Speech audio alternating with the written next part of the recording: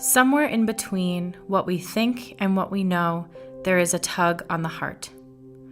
A yearning to recognize the person behind the experience.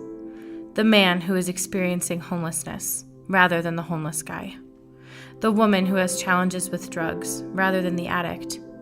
The father who was incarcerated, rather than the criminal. Somewhere in between living on the streets and having a place of your own, there is a wonder. How will I pay for this? Who will help me with this transition?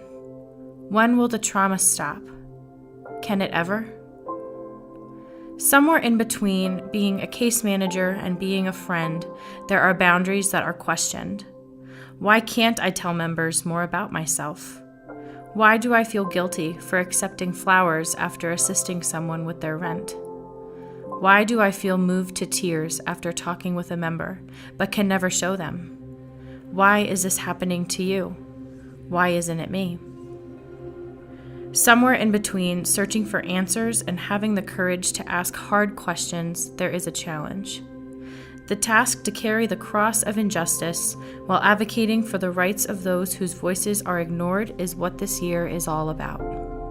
Will you listen and hear the cry of the poor? What will you do to help?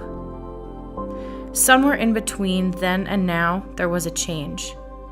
The way I speak, the way I console, the way I pray, the way I listen, the way I serve, they have all changed. I see people on the side of the road holding signs differently than before. I know their names, and they know mine. They are no longer strangers, but true companions on the journey. Somewhere in between being known and being loved, there is an intentional way of life.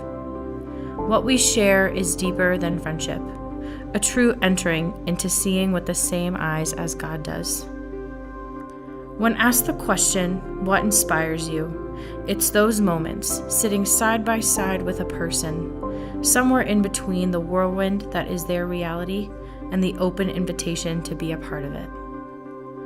I am called to be somewhere in between.